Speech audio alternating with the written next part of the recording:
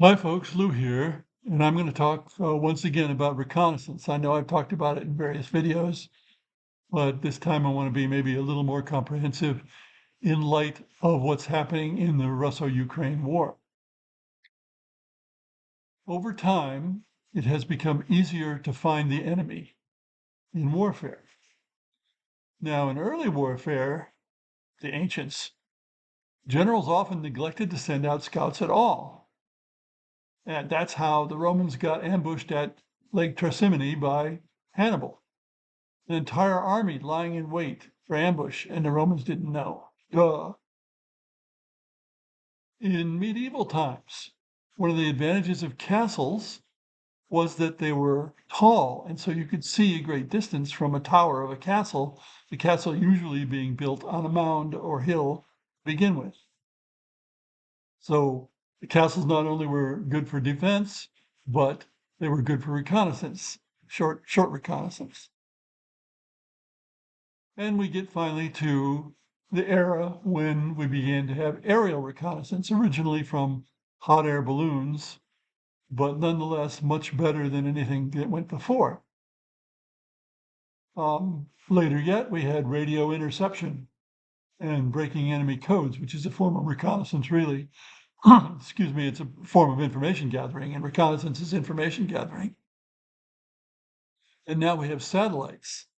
And it's common, if you're following the war in Ukraine, to see satellite images of, say, Sevastopol with the Russian ships and where a Russian ship may have been hit and so forth.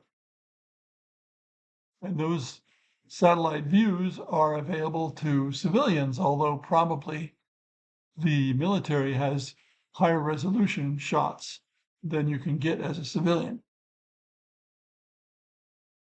Also in Ukraine, we have thermal devices and thermal sights. And so you can see videos that are of night, and yet the enemy can still be seen and can be targeted and so forth. In fact, given the effect of drones as well, cheap drones, tiny drones, drones that can't be seen very well, we're in an era where it's very easy to see the enemy, and it's just about impossible to achieve surprise. The Russians recently were trying to use fog as cover. I'm not sure whether fog locks thermal sights, but I suspect it does. And that's about the only time you can be sure you're not being seen by the enemy.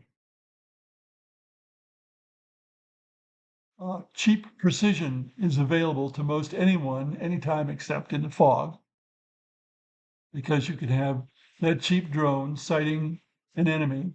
And then if your system is good, as the Ukrainian system is, you can transfer that information to the artillery, and the artillery can strike almost immediately. If your system is not so good, like the Russians, then that's more difficult to do. So the Russians often complain about counter battery fire from the Ukrainians, because the Ukrainians can do that, and the Russians are not quick enough. The Ukrainians have time to move.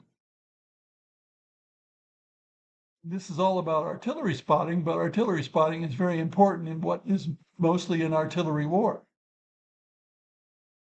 Now, how does this affect games? Well, it brings commercial war games where you have far too much information and certainty involved closer to reality. Now, I'm not saying that's always a good thing, because gamers want to control what they do, and not having much information is not going to work for control. Games, in fact, are kind of the opposite of real warfare. You also have to remember that war games are about generalship, not actual war. And for generalship purposes, some more knowledge is better for the people playing the game. Maybe not as much as is typical in commercial war games, but there are commercial war games with considerable fog of war. For example, I've designed several that use block methods. So you can see where a unit is, but you don't know how strong it is. And lots of other people have done the same thing.